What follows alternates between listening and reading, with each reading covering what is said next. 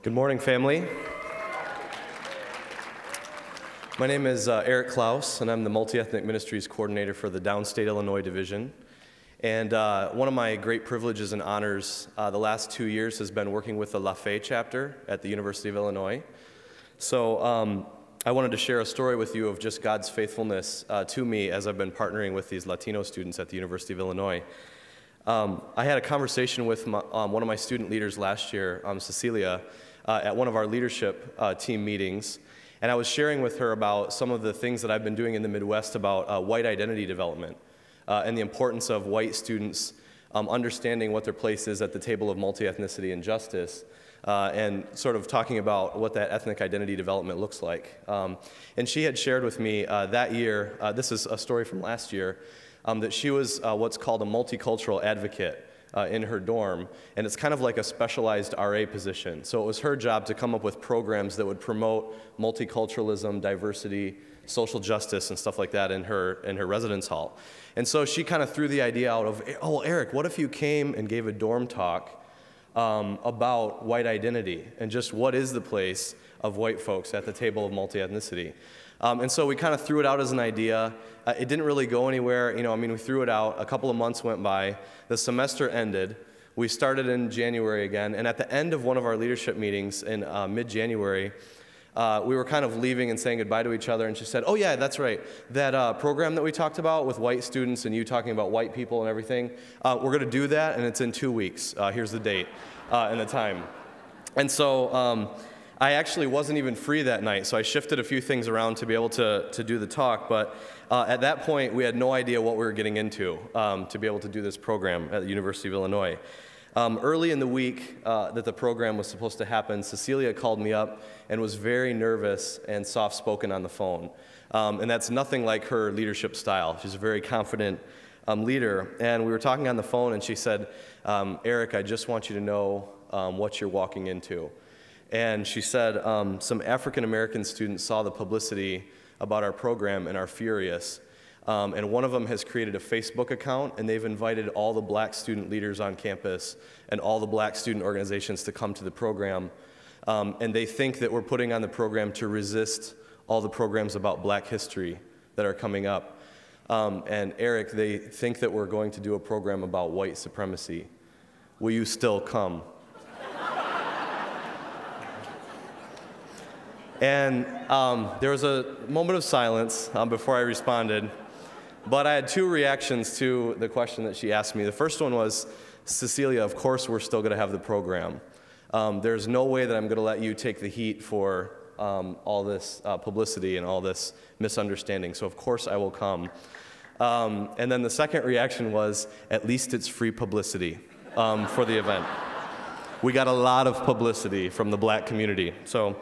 And then I found out later that during that week leading up to the program, there were two sets of conversations that happened that I didn't know about. One set was with the officials at the university and the administrators. The word of this program went all the way up the chain of command.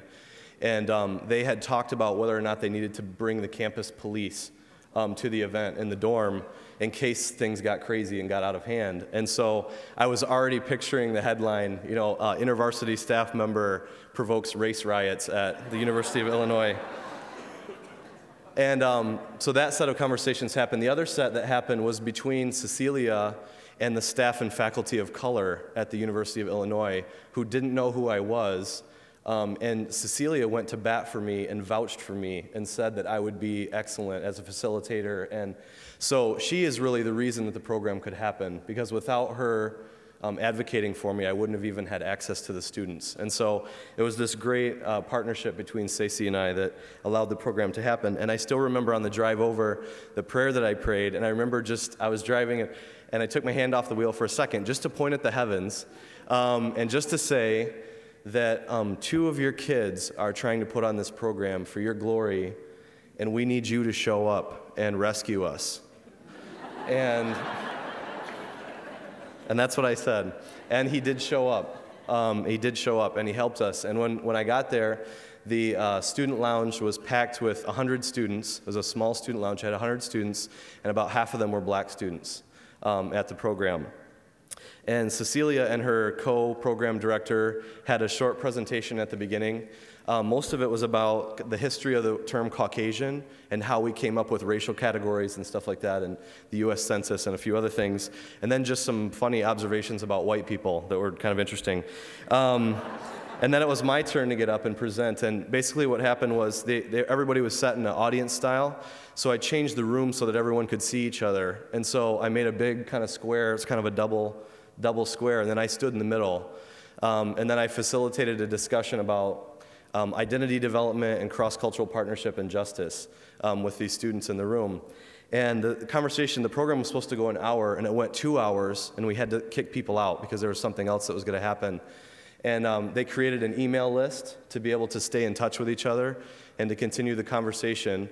Several of what the university decided to do instead of sending the campus police was to send some faculty of color and some staff of color. And partway through the program, many of them left because they realized it was a safe environment, that nothing would escalate, and that there was appropriate conversation and discussion happening.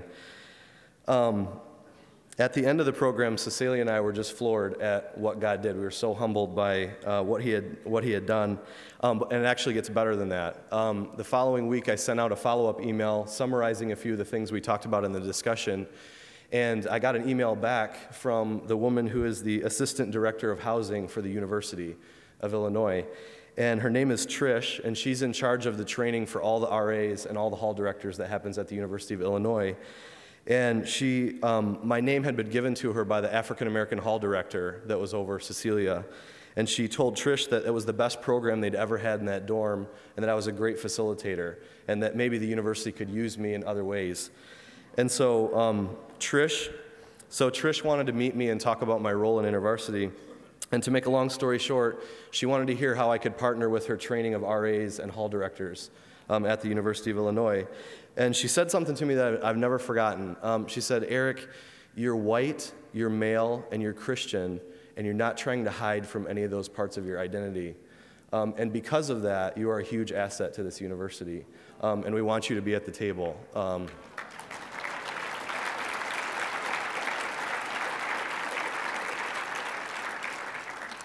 So since then, I helped with 2 different events this past fall, training RAs. One was kind of situational leadership training about what would happen if a hate crime were to take place in the dorms. How would you react as an RA or as an MA? Another thing that I did was a white caucus group where I talked with white RAs about what their role can be in justice and cross-cultural partnership.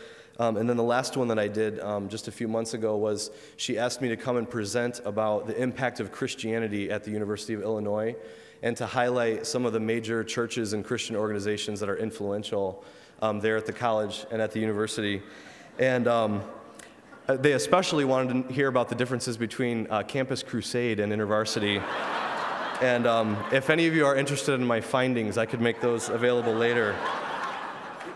But in retrospect, God took what was meant to be a small dorm talk for a handful of white students and turned it into this full-blown opportunity for campus renewal. And I have just been blown away at the way God has used very small steps in some ways of cross-cultural partnership. And I really think the key to the program, being that successful is that we have a God that honors our cross-cultural partnerships and our